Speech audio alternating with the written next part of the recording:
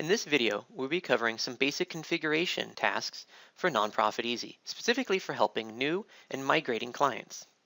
In this video, we will cover most of the items in the configuration menu heading, focusing on the categories of demographics and general configuration, custom datasets, contact types, and programs and campaigns.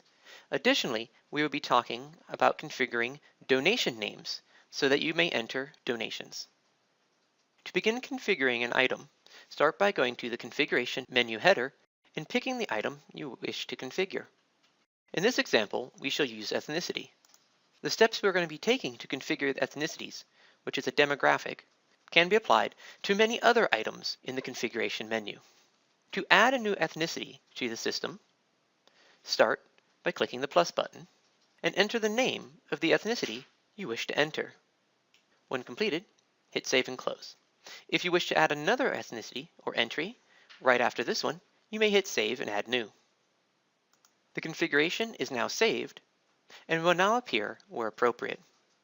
Next, we will discuss how to create and configure custom datasets. We should start by going to Configuration menu header and clicking on Custom Datasets. Custom datasets represent custom fields within the system, allowing you to extend the field, particularly contact types, in the General Information tab of a contact's record. Custom datasets themselves represent a container. Within this container will be fields, and the fields will hold the data you wish to save.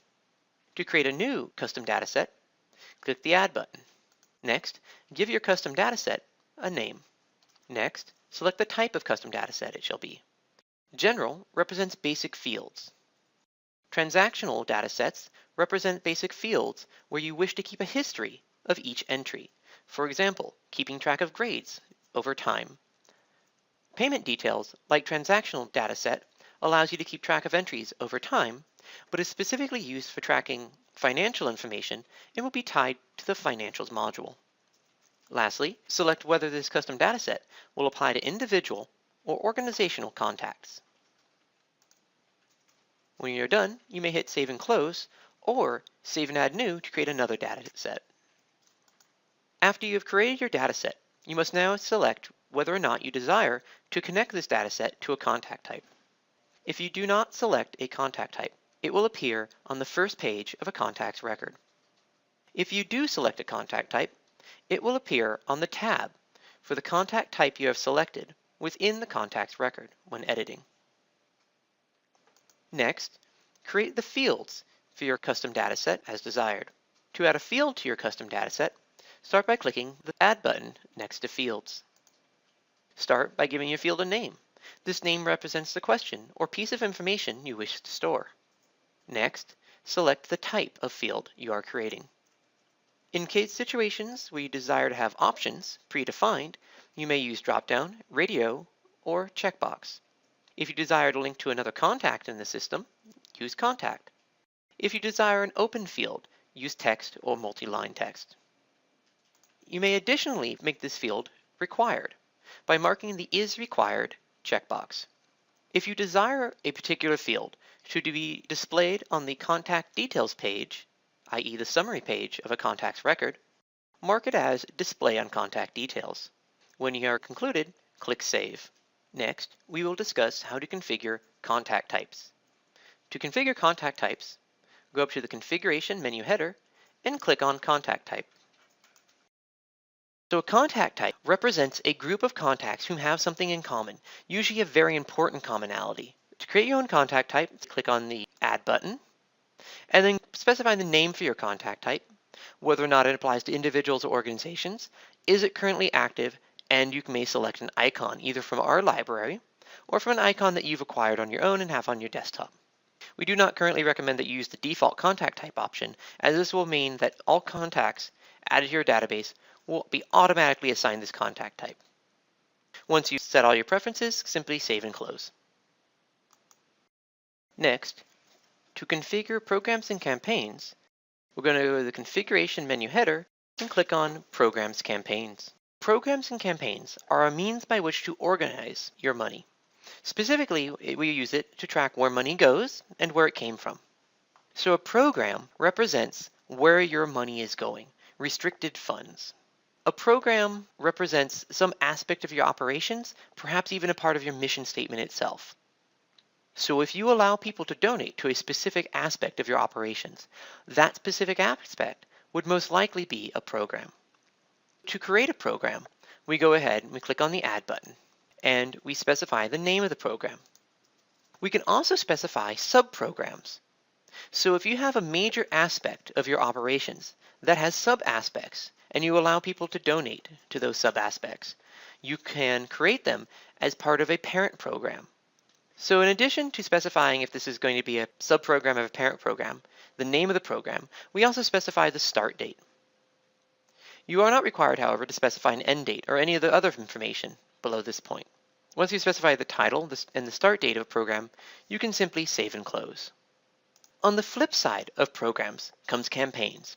So while a program is where money goes, restricted funds, a campaign is where money came from, is your efforts, your fundraising efforts to gain funds.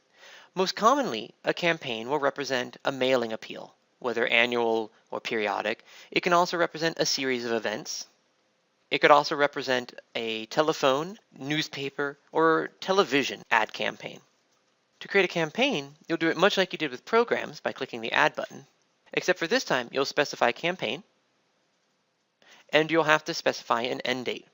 Unlike programs, campaigns do not have parent and sub-campaigns. Once you've specified the name of your campaign, its start and end date, go ahead and save and close. At this point, I like to give a little bit of a word of warning in terms of configuration.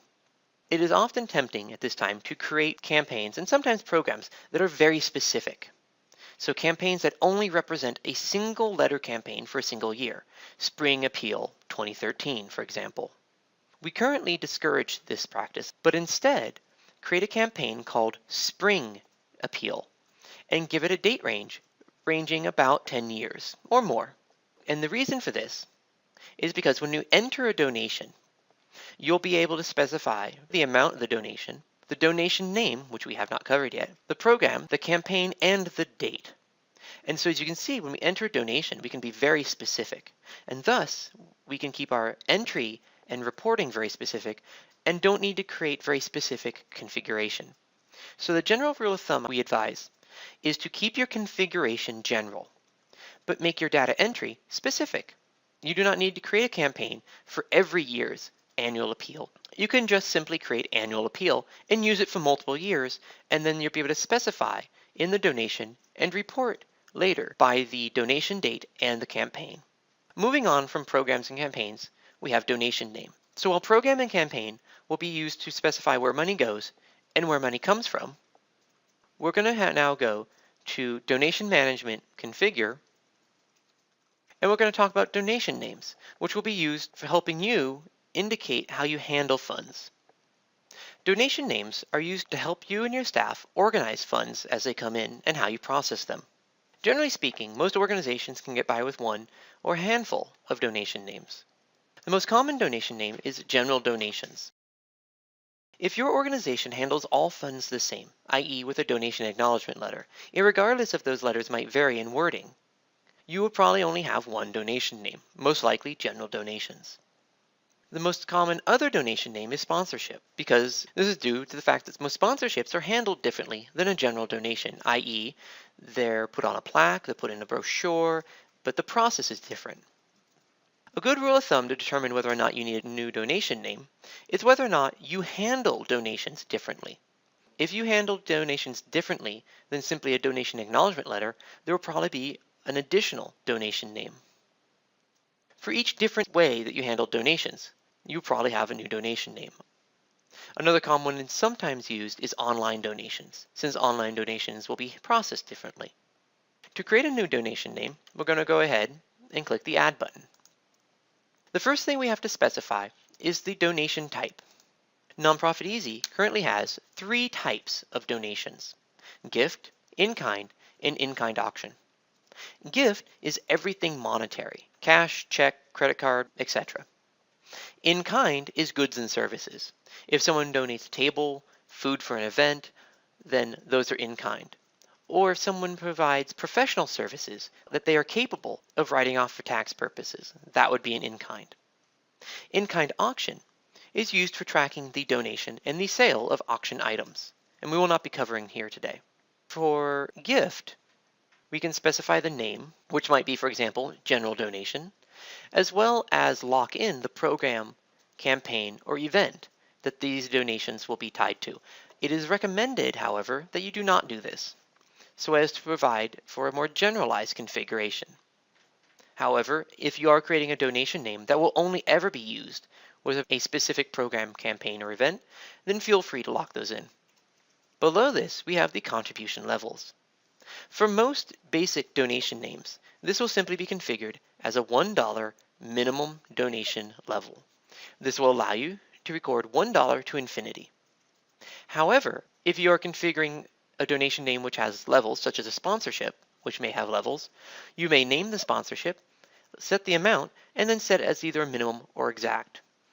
This is also going to come in handy if creating a donation name for online donations, as this will allow you to create an open donation name doing $1 minimum, and then create suggested amounts or exact amounts, and then marking as display on public site. When creating in-kind donation names, you will not be creating contribution levels. You will simply be setting the name, and if needed, locking in to certain programs or campaigns. Once done, go ahead and save and close.